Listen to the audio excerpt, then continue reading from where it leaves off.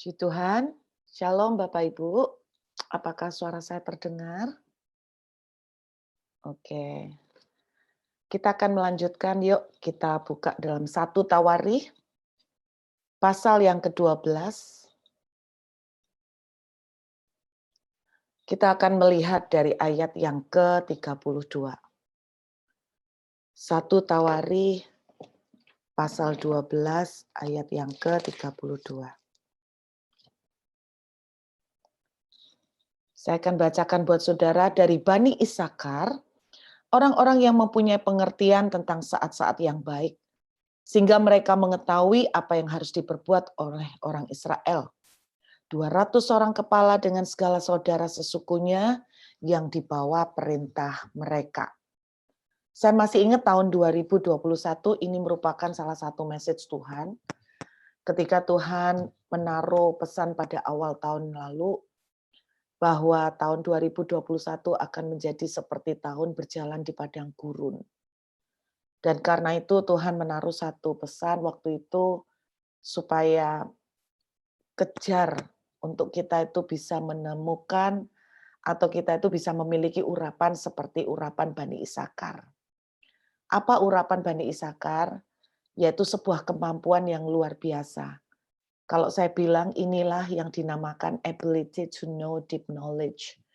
Jadi kemampuan untuk mengerti, kita lihat tadi saya betul ya, 1 Tawarikh 12 ayat 32 ya. Kemampuan untuk mengerti sebuah pengetahuan yang lebih dalam daripada sekedar pengetahuan di permukaan. Oke, ability to know deep knowledge. Alkitab menuliskan begini bahwa ketika mereka memiliki kemampuan ini, salah satu yang mereka bisa lakukan adalah mengerti tentang saat-saat yang baik atau mengerti tentang strategi bagaimana melakukan yang tepat, yang benar pada waktu yang benar. Saya mendengar dari khotbah Pak Doni kemarin bahwa doing the right thing in the right time ya akan menghasilkan hal yang luar biasa. Nah, kemampuan ini dimiliki oleh orang-orang Bani Isakar, yaitu melakukan hal yang tepat di waktu yang tepat. Kalau waktunya pas, tapi yang dilakukan salah, kita juga kehilangan opportunity. Kalau yang dilakukan benar, tapi waktunya salah, juga kita akan melihat hasil yang salah. Saya ingat ketika mengajarkan kepada Bible study, di Bible study tentang mendengar suara Tuhan, saya mengajar bahwa salah satu etika di dalam dunia profetik ya, salah satu etika di dalam dunia profetik atau dalam dunia bernubuat adalah menyampaikan yang tepat pada waktu yang tepat. Kadang-kadang ada orang itu menolak pesan yang disampaikan Tuhan kepada dia, dan kemudian kita menganggap bahwa itu salah yang bernubuat, nggak pas, belum tentu. Kadang-kadang orang itu tidak menerima pesan Tuhan, menolak apa yang Tuhan katakan, bisa terjadi karena kita menyampaikannya di waktu yang salah. Walaupun message-nya benar, tapi kalau waktunya nggak pas, kita juga akan kehilangan momennya. Jadi kemampuan Isakar ini tidak main-main, saudara. Coba bayangkan, kalau orang-orang Isakar hidup pada zaman-zaman seperti ini. Wah, mereka pasti banyak di-hire, dipekerjakan, dirangkul sama pengusaha-pengusaha. Kenapa, saudara? Karena kemampuan mereka itu kemampuan yang rare, kemampuan yang sangat penting. Nah, bayangkan mereka itu bisa tahu kapan terbaik, kapan waktu terbaik untuk membeli, kapan waktu terbaik untuk jual. Dan bukan hanya kapannya, tapi juga mereka tahu apa yang tepat yang dilakukan waktu tertentu. Jadi misalnya mereka tahu sekarang ini paling pas untuk melakukan apa. Itu kemampuan Bani Isakar, saudara. Nah, kemudian kita lihat, tidak heran kalau bisnismen, kalau Bani Isakar hidup, kemampuan Isakar ada sampai hari ini. Saya percaya begini bahwa mereka akan di-hire banyak pengusaha. Buktinya pada zaman dulu pun orang-orang Sebulon, kita lihat dalam Ulangan 33 ya. Kita lihat sebentar. Dalam Ulangan pasal yang ke-33 ayat yang ke-18. Ulangan 33 ayat 18 menceritakan bahwa orang-orang Sebulon, yaitu orang-orang businessman. Kalau kita lihat mereka adalah kaum businessman, tradesmen. Orang-orang Sebulon ini sangat nempel dengan orang-orang Isakar. Dan memang terkenal orang-orang Sebulon itu begitu nempelnya sampai mereka dianggap seperti soulmate ya. Di Ulangan 33 ayat 18 seperti kita baca, Saudara, kalau kita lihat orang-orang Sebulon, bersukacitalah hai Sebulon atas perjalananmu dan engkau Isakar atas kemah-kemahmu. Jadi orang Sebulon ini selalu nempel dan posisi di perkemahan, selalu mereka ada di dekat orang-orang Isakar. Dan mereka nempel kenapa? Karena setiap kali orang Isakar mendapatkan sesuatu pesan dari Tuhan, maka orang Sebulon yang akan kebocoran lebih dahulu. Makanya orang-orang Sebulon itu kaya sekali, saudara. Nah bayangkan gimana enggak kaya ketika misalnya Tuhan bicara, ini waktunya kamu kerja sama dengan dia, ini waktunya kamu nolak, ini waktunya kamu begini, kamu harus tolak tawaran ini, ambil kesempatan ini, pukul begini, invest begini.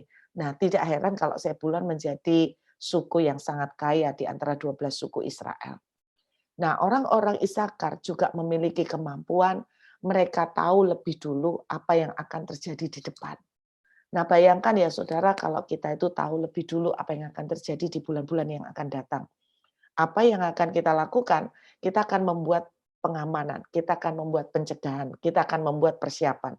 Makanya tidak heran kalau suku Isakarlah yang tahu betul sejak dari awal mereka mendukung Daud. Sekalipun pada waktu itu Saul yang masih menjadi pemimpin.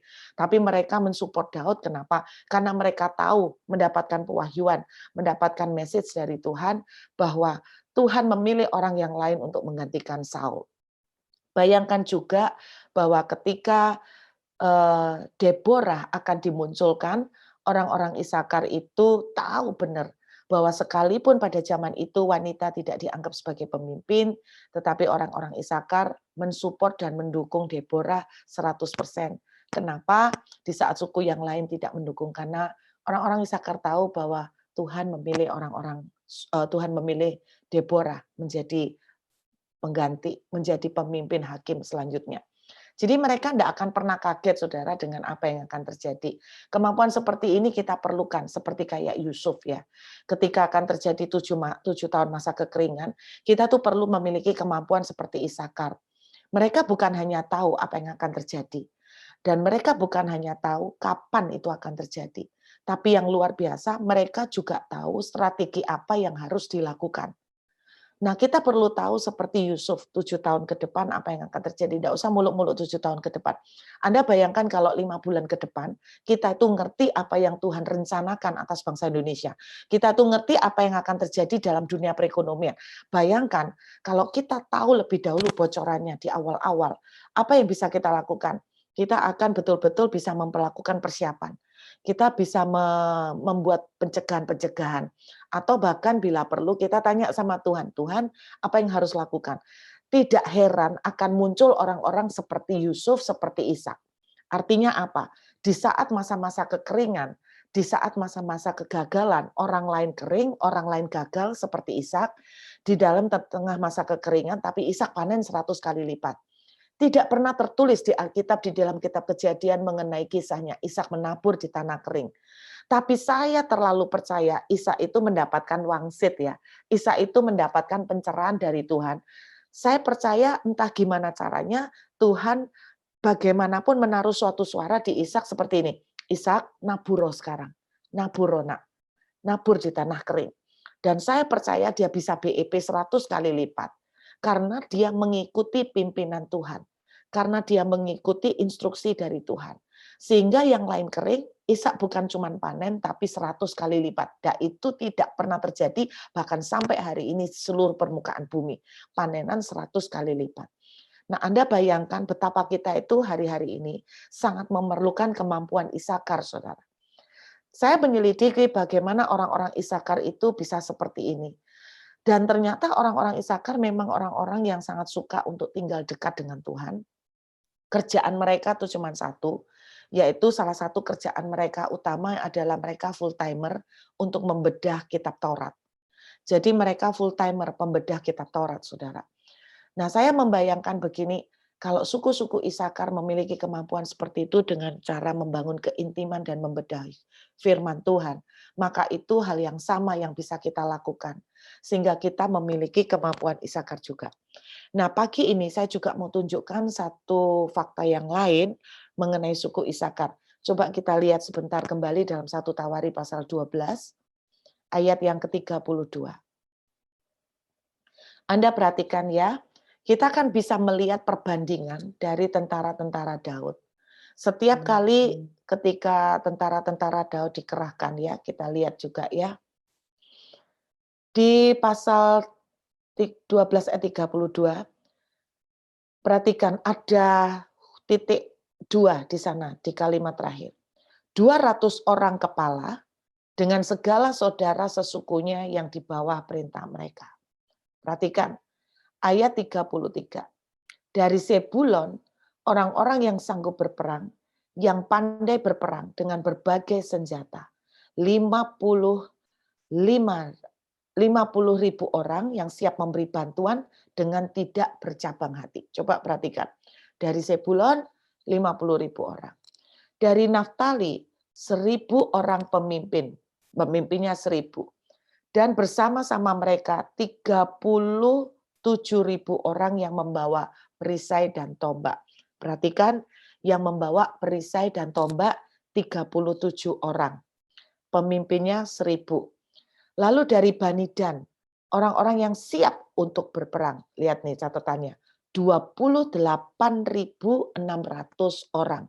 Jadi pasukannya 28.600. Kita lihat lanjutnya, ayat 36. Dari suku Asyer, orang-orang yang sanggup dan pandai untuk berperang, 40.000 orang. Nah, Anda lihat dari sini ya, dan kita selalu bisa melihat, temukan catatan-catatan ketika Daud pergi berperang.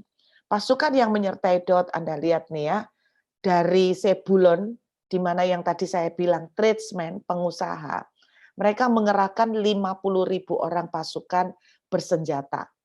Dari Naftali 37.000 orang. Lihat nih angkanya. Dari Bani Dan 28.600. Dari suku Asyer 40.000. Belum lagi Anda lihat dari ayat 37. Dari seberang sungai Yordan, yakni dari orang Ruben, orang Gad, dan setengah suku Manasye yang lain, orang-orang yang membawa berbagai senjata perang. Perhatikan, membawa berbagai senjata perang 120.000 orang. Saudara, Anda bisa tangkap nggak sesuatu yang tersirat di sini? Dari Isakar 200 orang. Dari suku-suku yang lain semua sudah berbau puluhan ribu jumlahnya, yang bawa tombak, yang bawa pedang. Apa yang saya tangkap ketika membaca data ini, ketika membaca daftar ini, yang saya tangkap begini, dengerin baik-baik. Kalau kita memiliki kemampuan seperti suku Isakar untuk mengerti strategi-strategi Tuhan, untuk mengerti apa yang akan terjadi di depan, untuk mengerti kapan waktunya yang pas untuk melakukannya, maka kita akan menghemat energi di dalam sebuah pertempuran. Perhatikan, kalau kita memiliki kemampuan seperti Bani Isakar, maka ketika terjadi pertempuran, apapun pertempuran itu, kita akan jauh menghemat energi, menghemat tenaga, menghemat material, menghemat modal, menghemat waktu, dan kita akan terhindar dari persoalan-persoalan yang tidak perlu terjadi. Dari suku Isakar, 200 orang yang peka mendengar pimpinan Tuhan, yang peka menangkap strategi apa. Tidak perlu sampai puluhan ribu, mereka itu memegang tombak, memegang perisai, memegang senjata. Nah, Alkitab menuliskan justru tentara-tentara yang banyak ini selalu mereka tinggal menunggu instruksi dari Bani Isakar. Nah, apa yang saya tangkap begini. Yang pertama, saudara, di dalam setiap kita pasti menghadapi peperangan. Dengarkan. Setiap kita dalam hidup sehari-hari pasti menghadapi pertempuran tidak bisa kita hindarkan. Apapun bentuknya. Mau pertempuran menghadapi masalah keuangan, pekerjaan, pertempuran menghadapi masalah anak-anak, pertempuran menghadapi masalah rumah tangga, pertempuran menghadapi masalah pelayanan, apapun itu, dengarkan. Ada beberapa pilihan cara untuk berperang. Yang pertama adalah berperang dengan pakai tenaga, atau kita berperang dengan smart. Kalau ada istilah work hard dan work smart, maka saya percaya di dalam dunia kekristenan mengiring Tuhan, di dalam kita menghadapi peperangan, Tuhan juga menghendaki kita berperang dengan smart. Bagaimana kita berperang dengan smart? Yaitu kita mempunyai kemampuan seperti orang-orang Isakar, menangkap pimpinan Tuhan, tahu apa yang harus dilakukan dan kapan waktunya. Jadi yang pertama, kalau kita memiliki kemampuan Bani Isakar, maka kita akan menghemat energi, waktu, dan modal di dalam sebuah peperangan. Kemampuan Bani Isakar akan memampukan kita untuk berperang dengan smart. Amin, saudara. Nah, hal kedua yang saya ingin tunjukkan kepada saudara, lihat, perhatikan. Kemampuan Isakar adalah kemampuan yang boleh dibilang berperang di level kepemimpinan. Kemampuan Isakar adalah kemampuan yang berperang di level kepemimpinan. Karena berperang di level kepemimpinan, maka otomatis hasil penjarahannya, hasil peperangannya pun adalah hasil level kepemimpinan. Jadi bukan, kalau saya mencomot, seseorang pernah menegur saya begini, Ruth, kamu itu ibarat kalau orang berdagang ya, katanya gini, ibarat orang berdagang, kalau kamu itu menurut saya adalah berdagang eceran. Dia bilang begitu. Orang yang berdagang eceran itu capek, capek, melelahkan. Nah, dia bilang, kamu harus bisa berdagang bukan eceran, tapi berdagang itu mukul ikan pausnya, seperti itu. Nah, saudara lihat orang yang berdagang eceran dibandingkan dengan orang-orang yang bermain di atas. Orang-orang yang tingkat levelnya sudah di atas, itu hasilnya pun akan berbeda. Nah, kemampuan Isakar akan membawa kita pada kemampuan kepemimpinan, pada kemampuan berperang level leader. Nah, kalau kita bisa berperang level leader, hasilnya juga gila-gilaan. Hasilnya juga kemenangan yang telak, kemenangan yang mutlak. Nah, pagi ini saya mengencourage teman-teman semua. Mari kita kejar kemampuan Isakar ini. Saya ajak lihat lagi satu ayat yang menjadi salah satu ayat handalan saya ya. Yesaya 55, perhatikan. Yesaya 55. Ayat yang kedua. Anda lihat di sini, Yesaya 55 ayat yang kedua. Kalau kita memiliki kemampuan Isakar, apa yang akan terjadi? Yesaya pasal 55, kita lihat ayat yang kedua, kalimat terakhir. Dengarkanlah aku, maka kamu akan memakan yang baik, dan kamu akan menikmati sajian yang paling, bukan yang lesat, yang paling lesat. Kalau kita memiliki kemampuan Isakar, menangkap pimpinan Tuhan, maka kemenangan yang kita terima pun adalah kemenangan skala-skala besar, kemenangan skala kakap. Jadi nggak ecek-ecek, saudara. Kemenangan yang dalam arti benar-benar bukan cuman kualitas, kuantitas, tapi menghemat semuanya. Nah, Alkitab menuliskan, dengarkan aku. Apa maksudnya dengarkan Tuhan? Ya ini kemampuan Isakar untuk menangkap pimpinan Tuhan. Ayat 2 tadi bilang begini di kalimat atasnya. Mengapakah kamu belanjakan uang untuk sesuatu yang bukan roti, upah jerih payamu untuk sesuatu yang tidak mengenyangkan. Ini loh yang digambarkan tentang kemampuan Isakar, bahwa kalau kita tidak pakai kemampuan Isakar, kita itu kalau perang sudah capek, masih nggak kenyang. Kalau kita itu perang dengan ngoyo pakai kekuatan sendiri, pakai hikmat kita sendiri, kita mau invest pakai hikmat kita sendiri, kita mau melakukan sesuatu di pekerjaan kita, punya problem pakai hikmat kita sendiri. Nah ini hasilnya, udah capek, nggak kenyang. Udah capek, hasilnya nggak bagus. Hasilnya bahkan kalau bukan cuma nggak bagus, tapi bisa juga nggak maksimal. Tetapi kalau kita memiliki kemampuan Isakar, itu yang saya bilang, bahwa justru tentara-tentara yang lain, yang bawa pedang, yang bawa tombak, yang puluhan ribu orang itu nurutnya sama Bani Isakar. Mereka menunggu instruksi Bani Isakar, jadi Bani Isakar ngomong A, mereka langsung bergerak. Bayangkan, kita sudah harus mulai Bapak Ibu ya, di dalam peperangan dalam kehidupan kita sudah harus bisa memulai peperangan itu tingkatnya seperti orang Isakar juga, jadi bukan main kekuatan, bukan main mengerahkan kekuatan sendiri, tapi kita sudah main smart, yaitu kita main dengan cara yang strategik sekali.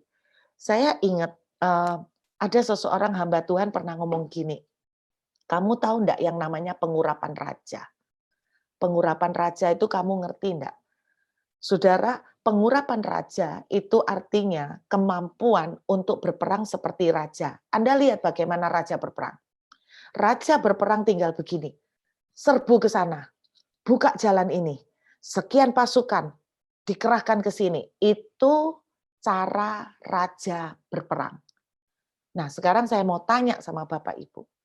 Anda mau berperang dengan cara raja atau mau berperang dengan cara tentara-tentara yang di bawah? Kalau saya mau berperang dengan cara raja. Kenapa? Tinggal gini, ambil ini, buka ini, serang sini, siapkan 100 ini, serbu ke sini, kamu menyerang di bagian utara, selatan, timur, barat. Jadi seperti itu, saudara. Bukan cuman itu, saudara. Kita tinggal melakukan, memberikan sebuah perintah, dan bukan cuman memberikan sebuah perintah, tapi kita melihat hasilnya juga akan lebih besar dengan tenaga yang terhemat luar biasa. Karena itu saya mengencourage teman-teman, ayo bangun. Kemampuan Isakar apakah mungkin terjadi hari ini? Sangat-sangat mungkin. Dan Tuhan mau menaruh dan menurunkan kemampuan ini kepada orang yang mau mencari. Barang siapa mencari, dia akan menemukan. Mari Bapak Ibu, peperangan apapun yang Anda hadapin, jangan berperang dengan cara yang lain, tapi berperanglah dengan cara smart. Bagaimana dengan cara smart? Berperang dengan cara pengurapan raja. Makanya orang Isakar adalah selalu ditempeli sama suku-suku lain, artinya mereka selalu nurut sama orang Isakar. Mereka walaupun bukan raja, tapi mereka sudah dihormati seperti raja. Orang-orang dengan kemampuan seperti ini akan selalu mainnya di atas. Dalam arti kita akan selalu bukan cuman istilahnya bukan eceran, tapi kita benar-benar sudah mainnya main gede, main yang hebat-hebat. Makanya saya mau tantang Bapak Ibu, miliki kemampuan ini.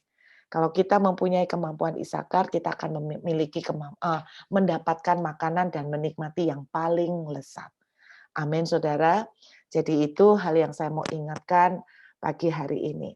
Jadi kemampuan Isakar bukan hanya akan memberikan saving time, saving energi, saving banyak hal, tapi kemampuan Isakar juga akan memampukan kita untuk berperang di level raja. Kalau levelnya di level raja, pasti hasilnya juga akan berbeda. Amin, saudara. Dan urapannya juga pasti lain.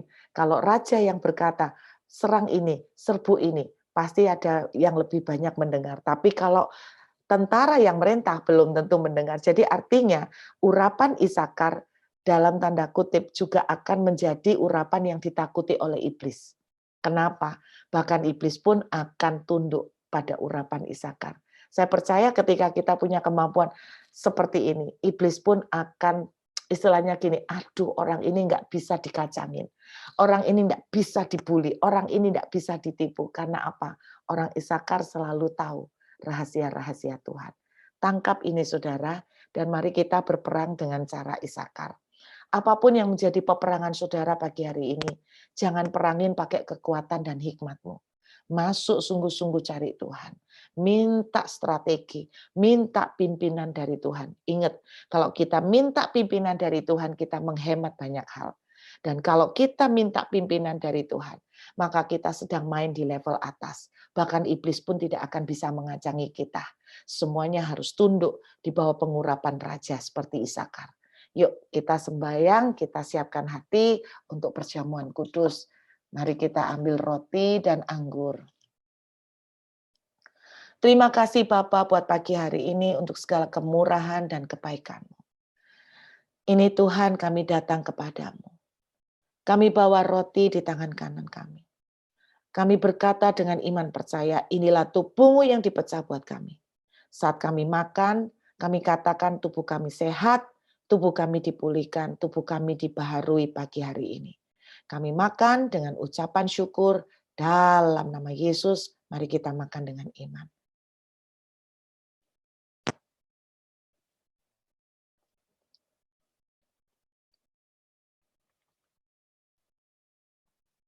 Mari kita angkat anggur di tangan kanan kita. Inilah darah perjanjian baru yang dicurahkan bagi kami semua. Tuhan, kami percaya darah-Mu ini yang menjadi tiket kami untuk masuk dalam segala kepenuhan Kristus. Biarlah hikmat Tuhan, hikmat Kristus juga turun atas kami semua, memampukan kami untuk berjalan seturut dengan kehendak Tuhan. Terima kasih Bapa, kami minum dengan ucapan syukur dalam nama Yesus. Mari kita minum dengan iman. Terima kasih Bapa, meteraikan firman-Mu jadi kekuatan dan rema bagi kami. Dalam nama Yesus, amin.